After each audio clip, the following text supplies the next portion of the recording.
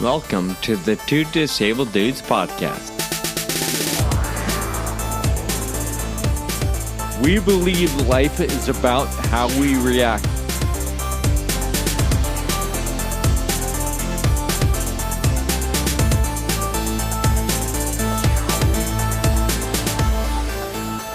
Welcome to the Two Disabled Dudes podcast. This episode is made possible in part by Catalyst Pharmaceuticals. Sean, 200 episodes. Holy cow, this is episode 201. What's up with that? Well, you know what? It's I was going back through our countdown, and we've only numbered 201. But I think we have a few extras. You know, a handful That's that true. are posted, but they weren't numbered. They were just... Yeah, I did like a spot on a radio station, yeah. and they gave it to me, so we played it on our feed and stuff like that. So at least one. Hey, I want to let our listeners know we've got some incredible feedback from many of you because of episode 200. And we are so grateful to have received different notes and emails over the last week. And there was one particular email that Kyle and I received, and we wanted to share. Bianca lives in South Africa, and the reason why I love this email is starts off with basically, hey guys, I want to let you know your moms aren't the only ones that listen to you. She has FA and lives in South Africa, and she says she's been binging on all things 2DD recently. So Bianca, thank you not only for listening, but for taking a few minutes out of your day and sending us an email. We appreciate you. Yeah, no, that's really nice. It really speaks to the reason why we do this, right? Exactly. To connect with other people. Yep. She's listening all the way in South Africa, and she's a very important part of this community. Really appreciate it. Absolutely. Speaking of folks from the other side of the world or different continents, today's guest is another person that lives nowhere near Kyle or I. Our interview today is with a friend of ours, Katie Lloyd. She's an avid listener, a rare disease mom, and just an all-around incredible person. She's going to be our featured conversation. But before we play that interview for you, we've got another podcast that we'd like you to consider. Our friends over at Catalyst Pharmaceutical and LimbsAware.com want to remind you that November is Caregiver Awareness Month. Living with FA, we know that LIMS or any rare disease has an impact not only on the patient, but also on their caregivers and loved ones. Is there a caregiver you want to give a particular shout out to, Kyle? I mention my neighbors all the time in my thank you notes. They're great friends and certainly helpful caregivers. How about you, Sean? Well, I also want to shout out your neighbors, Kyle. You're a hot mess without them. You've got a point there, Sean. After you finish today's episode of 2DD, we recommend heading over to limbsaware.com/podcast to check out the Limbs Aware podcast. LIMS stands for Lambert-Eaton myasthenic syndrome, and it's a rare disease that disrupts the communication between nerves and muscles. And what's great about the Limbs Aware podcast is that it's not only designed to provide insights into living or caring for someone with limbs, but really it's a show likely to benefit any adult impacted by late onset rare disease. A recent episode titled A Journey Together features a caregiver that shares an honest glimpse into life alongside his chronically ill wife. We highly recommend you check it out. Visit limbsaware.com. That's LEMSaware.com/podcast to listen to that episode today. Limbs Aware was created to deliver relevant information, resources, and connections to patients and caregivers who may be living with or affected by LIMS. Sean and I would like to extend a big thank you to Lambs Aware and Catalyst for supporting this episode of Two Disabled Dudes. So, Katie Lloyd, I'm so excited that you stayed up a little bit late to join us from the other side of the world. Welcome to the Two Disabled Dudes podcast. Thank you so much for having me here.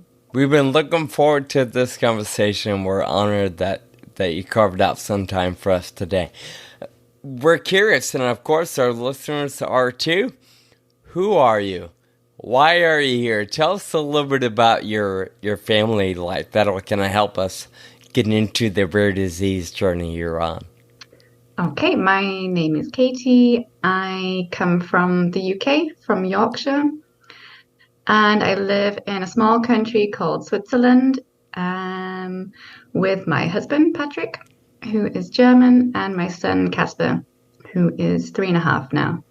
And we've lived here for about 7 years in Switzerland. My son, Casper, has a rare disease, and that's what brought me into this world. And these two guys asked me to come on their podcast and talk about something I thought might be interesting to discuss. Let me interrupt you there, because I think our listeners should know, as a bit of a confession maybe, or even a warning. Katie listened to, I don't know if you listen a lot or just a few times, but Katie was kind enough to email us and said, hey, like the show, and here are a couple of topic ideas. What do you guys think about this? I'd love to hear your thoughts on X, Y, and Z. Well, because Katie suggested it, we sent it back to her saying, hey, great ideas, come on and join us. So it was kind of it just worked. You made some great suggestions, and we thought, what better conversation than to have the person that suggested it join us. Question about your family. Where in Germany is your husband from? He's from Hamburg. Okay. I spent a year in Garmisch-Partenkirchen, way down by Munich, which was a blast after college. Spent a year there. Please tell me you went to Oktoberfest at least once. Sure did. Every human needs to check it out. If you're anywhere near Europe, it's worth the train ride or the short flight or whatever it may be. It's absolutely mind-blowing. How did you guys end up in Switzerland? Is that work-related or It's a long story. We met in Spain many years ago, and we lived in Germany for a while, and he got a job here because my sister lives here. So it's that's the short version of how we arrived here 7 years ago. Dazed and confused. That works out. Yeah. And is it true that Switzerland is totally neutral? Is that one of the reasons you moved there, maybe, or what do you think about that? It's definitely beneficial that everybody's money's here. So I feel like nobody's going to mess with Switzerland because it's all in their banks. Yeah.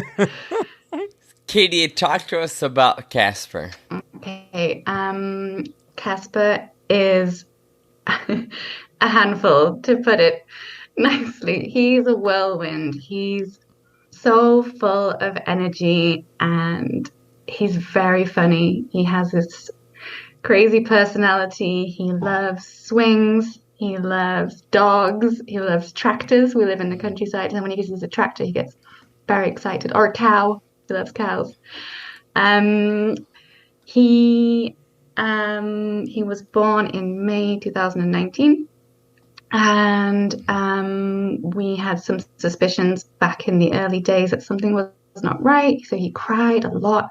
And then everybody says, well, babies cry. And I thought, no, it's just nonstop. And he didn't sleep. And everyone said, babies don't sleep. He just didn't sleep for more than 20 minutes in a row. And he was really quite a challenging baby. And when he was about 9 months old, he started doing this odd movement that we thought was like falling forwards. And at the time he had an ear infection, so we thought he was losing his balance and falling over. And this went on for about 2 weeks. And in the meantime, I messaged his pediatrician, who said, that sounds like normal baby movements, until I caught a video and sent it to our pediatrician. He immediately got us in touch with a neurologist, and we were seen the next day. We had an EEG, and he was diagnosed with infantile spasms. I don't know if you've heard of it. It's a catastrophic form of epilepsy in babies. And, we started medication, and we were very, very fortunate to get them under control. But at that meeting, the geneticist, I think he picked up on there were some other things. He was 9 months old, and he wasn't rolling, he wasn't sitting, he wasn't really babbling. So he was diagnosed with hypertonia and global developmental delay. And to cut a long story short, in August 2021, he was diagnosed with De Santo-Shinawi syndrome, which is a rare disease affecting about 200 patients in the world. That's all they have so far. I'm sure there are more, but because it's expensive genetic test that's not available to everybody, they just don't know. So we got those results last year, which answered a lot of our questions, why he wasn't hitting milestones and many other things going on. I missed the diagnosis. What is it called? De Santo-Shinawi syndrome. It's a mouthful. I don't blame you. You had the same reaction when the geneticist said, I had my piece of paper and a pen and I was waiting for this. And I Googled hundreds and hundreds of conditions that sort of matched. And what is it called? And I had to get him to spell it and I had to see it. And I think I Googled it and I had to look at it 20 times before it really, sunk in. So now you know how to spell it. That's the first step, I think, to figuring out the problem. I think a lot of us, like when I was diagnosed with Friedreich's ataxia, I was like, what? I had to do the same thing. Yeah. Katie, do you mind sharing what that means for you and Casper? What are you guys up against, and what's the prognosis? Because there are only 200 cases, there's not a lot known about adults with this syndrome. I'd say the majority are children, and those who are adults tend to be in their 30s, and I think that's because this gene was only discovered 6 years ago. So it's a relatively recent discovery. I think it's going to grow as this testing becomes more and more available. So the main challenges that Casper has is he has intellectual disabilities. So he is 3.5 and he's just started speaking a couple of words. So he just started saying mama 2 months ago. I cried so hard. It's going to be heartwarming. Yeah, that's amazing. I opened the front door and he said mama and I just started sobbing. It was amazing. So he started walking at 2.5. So all his milestones were delayed. He has hypertonia and problems with coordination, so he falls a lot, something you two are familiar with, I think. He smashed his front tooth the other day. He often has a bump on his forehead. He's always covered in bruises. Epilepsy is something that some of the children also deal with, but doesn't seem to be a common link between infantile spasms and this syndrome. I think there are 4 children with both, making him extra rare. And that's why in my obsessive Googling that I did for the best part of a 1.5 years, I never came across this syndrome, because the link is at the time where there are only 3 children with this type of epilepsy and this syndrome. In terms of life prognosis, it's not degenerative as far as we can tell, but we know that none of the children go on to live independently in terms of in the community. So I think they can live in assisted living, or they live with their parents and they need help in many areas of their lives. Well, thank you for sharing a little bit about the journey there. So your baby's only 3.5. It means you're right. Up until then, I'm guessing you didn't know anything about the rare disease community. Not a thing. What kind of got you connected to people like Effie? We know you're friends, and we're friends with Effie, and we've seen you on or heard you on her show. What was kind of the first introduction or connection you started to make with other parents or people in similar positions? I think so. I had already some connections through the infantile spasms diagnosis because it is, I think there are about 200 genetic conditions that are linked to it, or 200 causes, and some of them are genetic conditions. But I think I was really thrust into it when I started an Instagram page and I started writing a little bit about our experience. And then I launched a blog around the same time. And then I started listening to podcasts. So it was a bit of a domino effect. You know, I found Effie's Once Upon a Gene, and then through her, I found you guys, and so on. I found some like that. So either I've seen accounts of other parents on Instagram, or they found mine, and we've kind of built these connections, and slowly this network starts to grow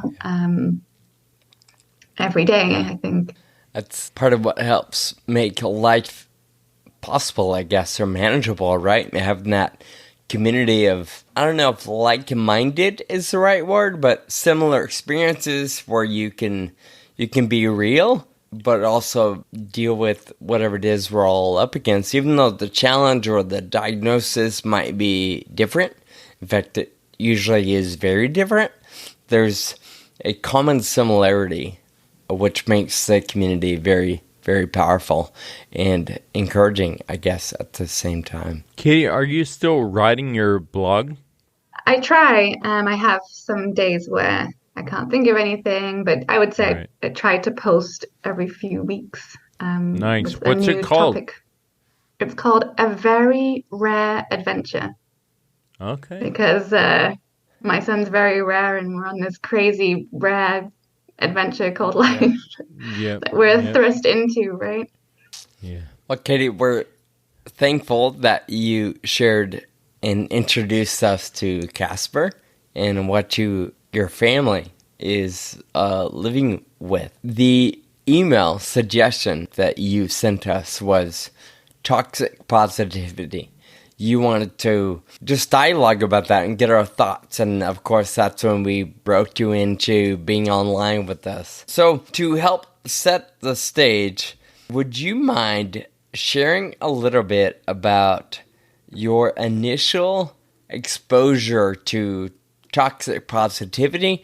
And then, of course, that will also help us define what that is for the context of this conversation. Sure. So I remember back around Casper's infantile spasms diagnosis, and I did what everybody does, and I got online and I started Googling what this is and what this means. And I saw the statistics, and until then, we thought we had a healthy child who was developing slowly, but we'd heard everything from boys develop slower and he'll catch up, and, there's nothing to worry about. But there was this kind of feeling for months that something was not right.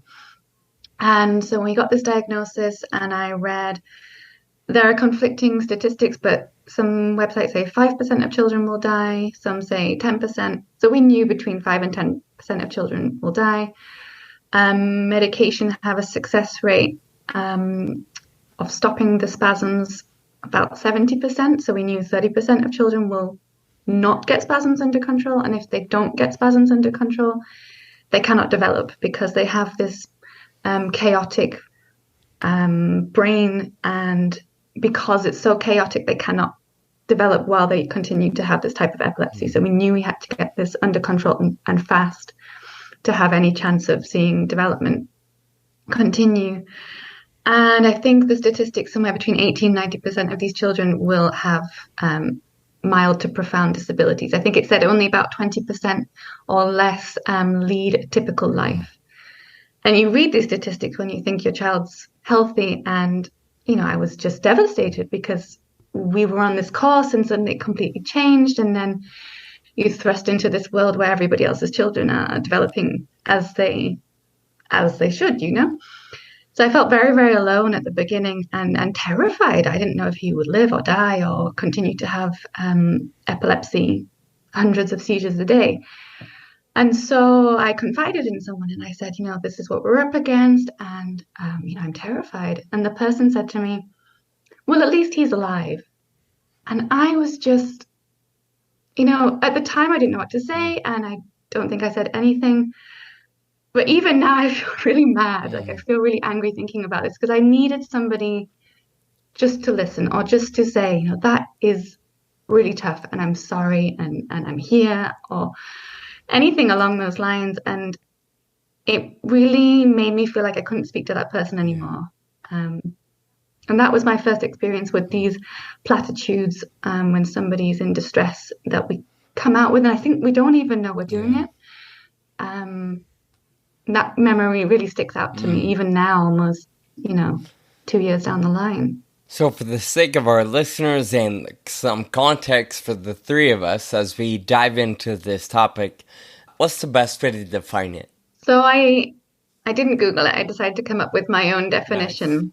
And for me, it's the moment a person is vulnerable with another person and they open up about whatever is going on, a fear, a worry, a difficult situation. And the other person has either a platitude, a kind of fixed expression that we churn out, like at least ...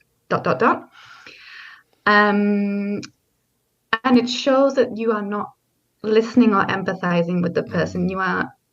So I think it comes often from a place of love, like this person is in discomfort or distress, and I want them to feel better, or I want to feel better myself, or I want to solve their situation or relieve them of this pain. But what actually happens is the person no longer feels able to open up to you, or they feel like that door is shut and there's no opportunity for further discussion. Yeah, as you're sharing, I'm thinking about faith, right? I grew up in the church, and I would be very sensitive here. But there are a lot of people that believe, and I do too, that, miracles can happen, right? Well, it seems to be just a matter of, did you pray enough? Did you believe enough? Did you give enough money in the offering plate? Things like, did you do your Hail Marys the right way? All those things. And I often think when somebody's up against a hardship, whether it's a church or a fellow friend, I believe there's a bit of reality at the same time, right? The way the world turns isn't on miracles. I do believe miracles happen, but the world turns on, I don't know, in a sense, science, pattern, rhythm, and I think it's crazy to believe that randomly things are going to get better for one person because, I don't know, because you believed enough or because you prayed enough. So I don't know if that kind of resonates or makes sense, but as you're sharing, that's what's coming to mind. And I bring that up because for me, I'm a very hopeful person, right? When I was diagnosed with FA, I immediately started thinking, what can I do? While I can do it. Right? There was never a period of depression for me or sadness. Sure, there were moments of heartache and, wow, this is a bummer, but I went out and bought a bike, right? I started doing things because I could in that moment. But I've also always been, I think, somewhat grounded in reality, right? I would love to be a millionaire, but the reality of it is, if I'm not saving my money and being careful with how I spend it, I'm never going to be a millionaire. It seems to me there's a very fine line between being positive and helpful versus being toxic in that positivity. I think for me, the difference is toxic positivity tends to come from others, and positivity and hope tends to come from within. And that's where I see the difference, because I can be hopeful about my son's future, but I don't need somebody when I'm not feeling hopeful and I'm feeling scared to say, be hopeful, because I think at that moment, that's not what I need. Sure. Does that make sense? Yeah, absolutely. Yeah, I think it's hard because people don't know what to say.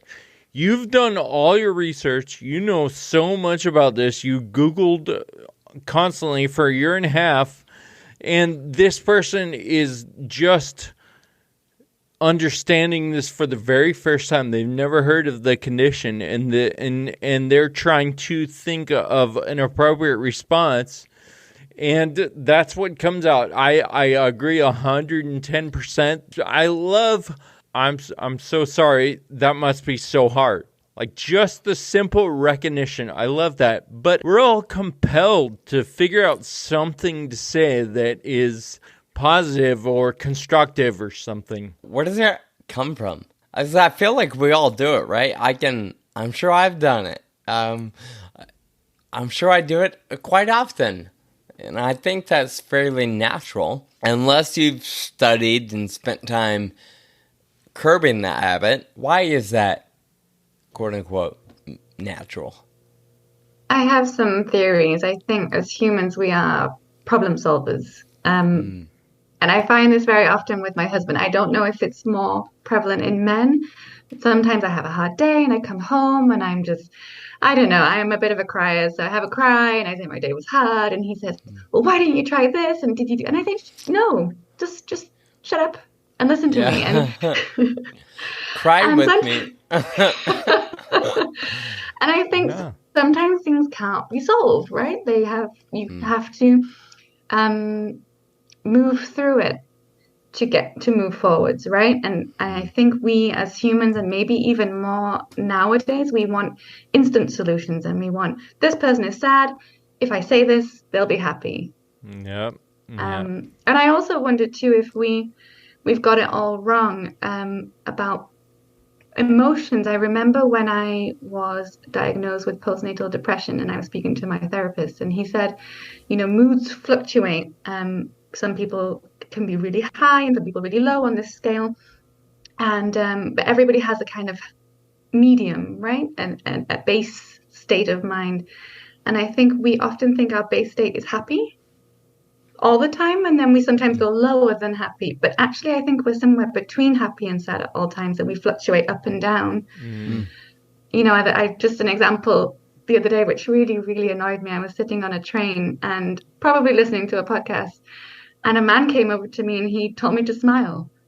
And it made me so mad because I thought people just don't go around sitting, smiling on trains to themselves all the time. So it was as if he was trying to bring me up to this happy state, but we're not in it all the time. Yeah. I wonder why he felt the need to bring you up to that happy state, right?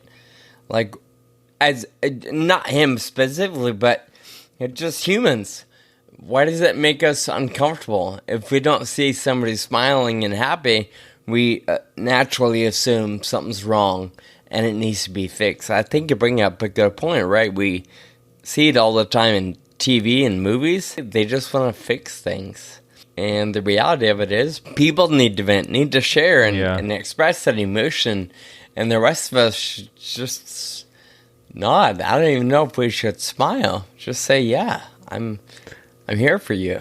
That's hard. I had a roommate when I lived in Sacramento, and she used to, just get emotional, and she would eat a whole bag of Raisinets. And so me seeing that, and then she would be mad at herself, right, for eating it. And I was like, just don't eat the Raisinets. I was mad, right? And obviously not thinking and not trying to understand, but that's how it is, right? If you're not in that mindset, you don't get it, and it's hard to respond appropriately. And so maybe the baseline response is, I hear you, and I'm really sorry. Mm-hmm. I agree. I think it's hard, though. I think we don't even know that we're doing it. It's so programmed into us. I think about the expression, when there's a breakup, there's plenty more fish in the sea. We don't even give the person space to mourn the end of that relationship before we're suggesting, go out and find a new person. It's so programmed in our systems that we need to, okay, let's get out there. Let's find, we've solved it. Yeah. Let's move on. I'm reminded years ago, I went through a tumultuous time of life, right? A little hurricane turned life upside down, and a lot of things changed. And I remember a coworker who was a dear friend of mine also came into my office when things started to unravel for me. And I was emotional, basically said, I'm going to walk away from my marriage. I'm going to walk away from this career. I'm just starting over. And I remember specifically she started to cry with me. I think that was somewhat natural, maybe because she was just an emotional being. And she literally hugged me and said, I can't imagine what you're going through right now. Let me know how I can help. And this is somebody that was on the receiving end of a lot of she wasn't in the best position because of my changes, right? My choices. But she didn't take it personally in that moment. She didn't get defensive. She didn't tell me to hang in there, buddy. She just said, I can't imagine everything you're up against right now. I just want you to know I love you, and let me know what I can do for you. And that was an eye-opening moment for me that I'm actually surprised it's coming to mind right now. Obviously, it was such a milestone that 14 years later, I haven't forgotten. Katie or Kyle, can either one of you talk a little bit about how this might show up often in the rare disease community? You know, whether it's sitting down with the doctor getting a diagnosis, or even maybe at the airport and somebody asks you what's wrong. You know, why is your kid in a wheelchair, or why are you in a wheelchair? You know, Sean, I think back to a story that you told one time when your cabbie turned around to you, or no, it was an Uber maybe or something. You were on the way to a clinical trial appointment, and your person turned to you and said, "Hey," I think they pulled the car over. Yep. And said, "Hey, let's pray, and we'll heal you right now." Like they were expecting you to get up and walk away or something like that. You know, and I've had that too. I remember I was getting off a tram at the airport one time, and somebody said, "Well, what do you believe in?" And I was like, "Well, I believe in me, and I believe in science," and you know, and because I knew what she was getting at, right? And I don't know. I feel like we've all had people like just stop and, "All right, can I pray with you real quick?" Yeah, I guess that okay. Yeah, so it's sad because, you know, when somebody asks, "What do you believe in?" maybe they don't intend this message, but what they're saying is, if you believe differently than me, this is why you're in a wheelchair. This is why you're up against the challenges you're up against, because you believe in the wrong thing. This is really interesting because I was chatting to a woman online whose son had just been diagnosed with infantile spasm. So I help volunteer for a charity, and we welcome new families and help them navigate this diagnosis. And she asked what the root cause of his epilepsy was, and I told her the name of the syndrome, and she immediately wrote back, "I'll pray for him." And I thought, why? You don't know him. He's good. Like, he's fine. But I'm not a religious person, so for me, praying makes me think of healing. And I thought, he's good. Like, it's okay. Thank you. I didn't know how to respond either, so I asked some friends, do I say thank you? Do I say please don't pray? It was a strange please don't do that. I don't know. I don't know the appropriate response to that sentence. I think thoughts and prayers need to be followed by action, right? Yeah. Like, thoughts and prayers are not bad. That's not at all, I don't think, what any of us are saying. But without action, it doesn't do a whole lot, maybe. I don't know. I think that links back to these platitudes. I think the person thinks, I've done my job. My work here is done. Mm-hmm. The person is cheered up. I can move on, feeling good about myself. And it puts this barrier between the two people. I think about, I don't have a rare disease, but I have a child with a rare disease. And I hear a lot, you're so strong. And this really irks me because I think, but that's putting people on a pedestal. I don't know if you two ever hear this, but it's like us and them.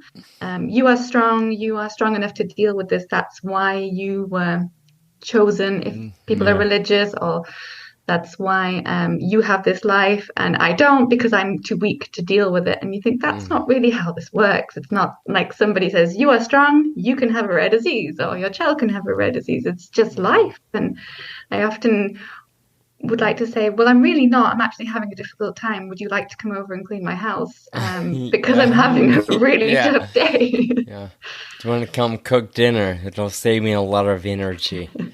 You know, that actually happened to me just last night. I went to the gym, and the guy behind the counter, and we've talked once or twice before, kind of been passing, and he's very much well, I'm sure he's a good human, but I would put him in this toxic positivity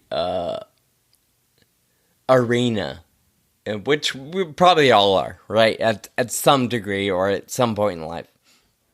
Anyway, I walk in, and it's a pretty quiet night, Saturday night, not a lot going on at 8 p.m. at the gym. And as I'm getting my phone set up to scan in, he walks over and he's like, oh, hey, man, on-demand inspiration right here in the house. Good to see you. And I'm like, okay. And I just scanned my card and with the phone, and I'm like, all right, nice to see you. Because on one side, I believe he's well-intentioned, right? I don't think he means any kind of malice or ill intent. But at the same time, I'm like, I don't think you understand how much I would give to not be your on-demand inspiration. Sean, I've been in that situation before, and to me, it just triggers that person doesn't understand you, and they don't care to understand either. So they're going to talk about it in their own words, however they're thinking about the situation, right? Instead of, hey, Sean, what's going on today? How are you? Oh, holy cow, what if you could have a regular conversation with that guy, and maybe you could understand him a little bit. He could understand you, and then, it goes from there. Yeah. It's a good point. I certainly have, well, I don't know if I'd say better conversations, but I'm more interested in conversations when I'm at Starbucks and randomly a stranger, sees my walker and might ask, oh, did you have an accident? Or how long have you been using a walker? It's, in my opinion, those are fair questions. Unlike assuming that I don't eat right or I don't pray enough, which is why I'm in the position I'm in. So, Katie, what are your thoughts on, I guess, educating and maybe sharing with people that, are listening right now and realizing, oh my gosh, that's me. I do it all the time. Especially if they're a caregiver or, maybe they're not dealing with disability themselves. They just don't realize or haven't realized they fall in that trap. How would you encourage somebody to, cut that habit or reduce that habit? So, I was talking to a friend last night, actually, and I was telling her I was doing this show, and she told me about a woman who recently confided in her about her life, and this woman, we all have children with disabilities, and this woman was in a really impossible, very extreme circumstances with her son, and the friend of mine, she just listened, and she said, I didn't say a word, I don't think I said anything. She cried, I cried. And, at the end, I realized there was something practical I could do for her and her family. And so I did it. And I thought, that's it. It's so simple, right? And I think if you're in a moment where you're not sure what to say, and I think, Kyle, you're right, we don't know what to say because either we don't understand, we've never experienced it, we feel maybe a little bit uncomfortable, or we want to help that person. So we say something. We think we have to say something. I can't just say nothing. And I think people can ask themselves some questions, is what I'm going to say for them or for me? How will the person, or will what I say help the person feel better? At least he's alive, for example. Will the person actually be grateful that that son is alive, or should I maybe say something else? And I think, yeah, maybe what does the person need right now? Do they just need me to listen? Because I could do that. And yeah, if you can do something practical, if you have an idea, okay, this person's going through a hard time, I'm not going to ask them what they need. I'm just going to do it. I'm going to hire a cleaner, send them to their house. I'm going to cook 5 lasagnas and leave it on their doorstep. I'm going to get them a Starbucks voucher, send it to Sean. Yeah. Whatever it is. Talk my language. Yeah. I wonder, in reality, is listening, you would think listening and just listening is so much easier than coming up with the right words to say. But in reality, it just feels so much harder. And I think part of it is humans don't like to be uncomfortable. And when you're faced with somebody sharing about their bad day or their lost loved one or their diagnosis, that really makes people uncomfortable. But it sounds like the default might be better to just listen. Like, that's the default. If you have something to say, sure, fine. But don't feel compelled. Like, I have to say something. Because that's probably most of the time not true. Yeah. Right. And I found a quote that I think is really fitting for our conversation. Maybe you are both familiar with Brené Brown. I think, certainly. Kyle, you finally read the book, right? Yeah. Oh, yeah, that's right. A couple years. Wow. I think I might have read it like 1.5 times because I forgot or something. Yeah. So one of her quotes is, empathy has no script. There's no right or wrong way to do it. It's simply listening, holding space, withholding judgment, emotionally connecting and communicating that incredibly healing message of you are not alone. And I think we can do that without actually saying anything at all sometimes. Yeah. My favorite part of that is just holding space. Just being present. I remember, and I'm certainly not comparing anybody's situation, but Katie, my dad passed away in 2010, and Kyle knew him, and that was a pretty tragic loss in life for my family. Although he battled cancer, and we kind of knew he was sick for several years, we didn't expect it. We expected the procedure he was going through to work, and to be okay. But I remember after his death, I had several friends that just showed up to hang out. They would bring food, or they would just come and sit. There was no agenda. It was just a matter of being present.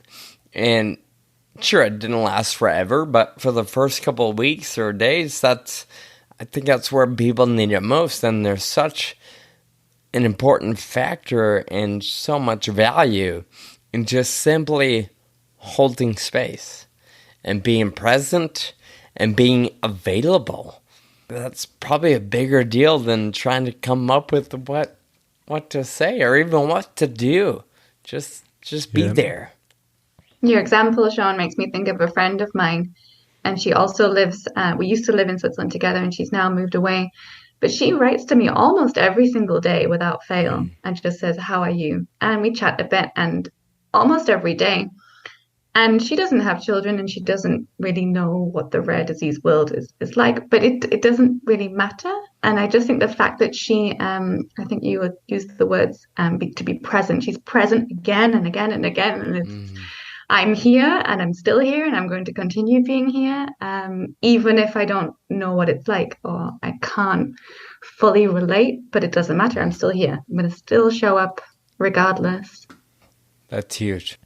And when you think about it, it's so simple. Just send a text, make a phone call, and give a friend a few minutes to cry on your shoulder.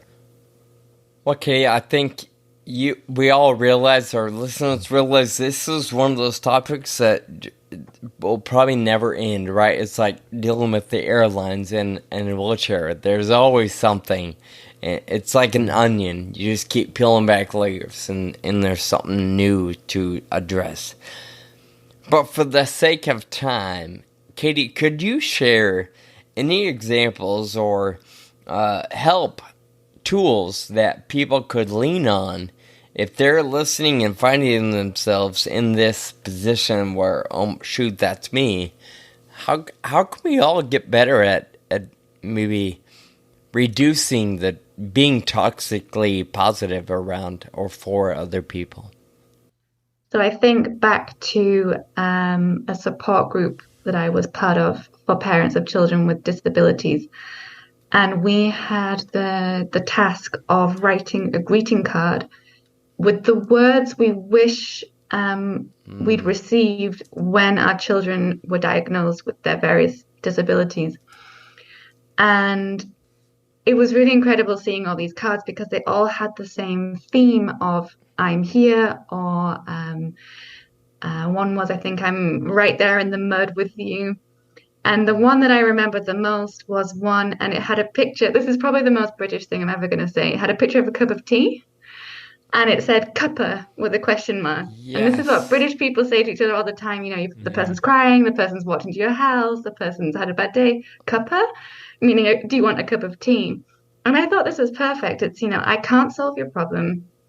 I might not even know how it feels, but let's have a cup of tea and just talk it out. And I think the listeners could ask themselves, you know, in a time where I'm struggling, what would I like to see on that card? And then probably they'll all see it says the same thing. And that can help them to think about what they would want to hear is what other people would want to hear too.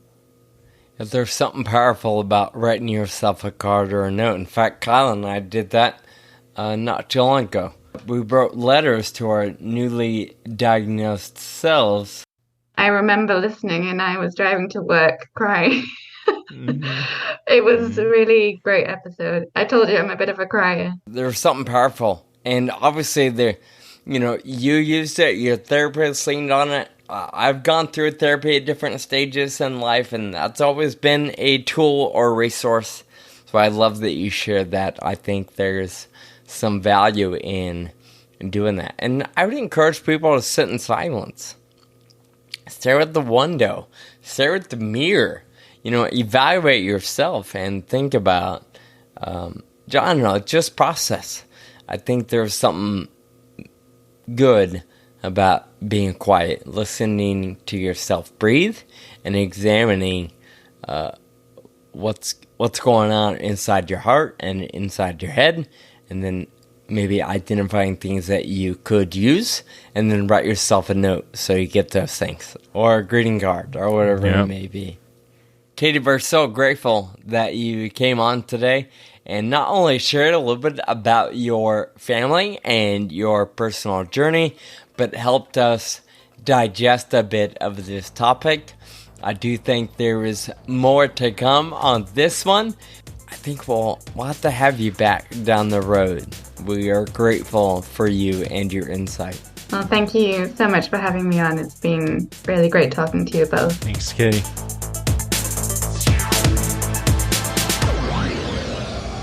Sean, I really liked this interview because toxic positivity is something that we encounter all the time in different situations, and it's just something for all of us to be aware of.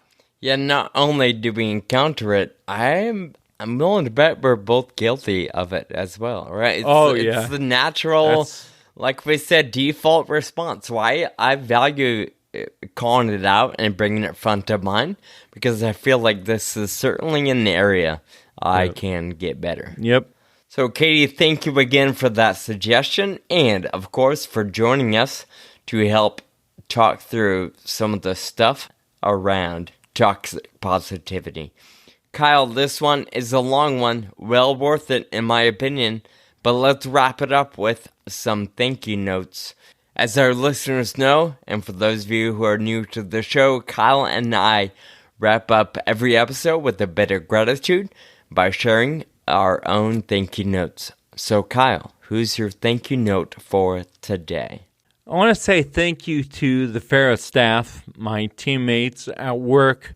We just had a ride to taxi in Dallas, and one of our key teammates got sick right before the event and was unable to attend. And it took about 4 or 5 people, but we were able to cover all the positions that were not covered and able to bring everyone together and have a really successful and fun event. It was a wonderful day because everyone really came together. So thank you to the Farrah staff. It's amazing what can be done when everybody is rowing in the same direction, right? It's very true. Kyle, my thank you is going to the staff at the gym I joined just a year ago. Had an unfortunate incident with their hired security help. I'm sure we can talk about it in a upcoming episode. But I just am grateful for the way they responded. They were very apologetic on behalf of their hired help. And not only that, they took the initiative to follow up with that company and let them know of my concerns. So I just appreciate the way they handled it. And they even called me back to let me know that they reached out to that security company, that patrol service, had dialogue, and just let me know how that conversation went. So I appreciate that kind of follow through. That's great. It's kind of sad that, just a regular follow up is outstanding. Impressive. but we'll take it. Oh, yeah, absolutely. But seriously, let's go. Please be sure to check out our show notes for links today to many of the things we talked about. This episode has been brought to you in part by Catalyst Pharmaceuticals and Limbs Aware. Please check out their insightful podcast at limbsaware.com/podcast. If you're enjoying the show, remember to share it with all your friends. We look forward to talking at you again next week. Until then, keep living with urgency. Thank you for listening to the Two Disabled Dudes podcast. This show is possible with your support. Visit twodisableddudes.com to donate. Connect with us on Facebook, Twitter, and Instagram. And be sure to subscribe on your favorite podcast app.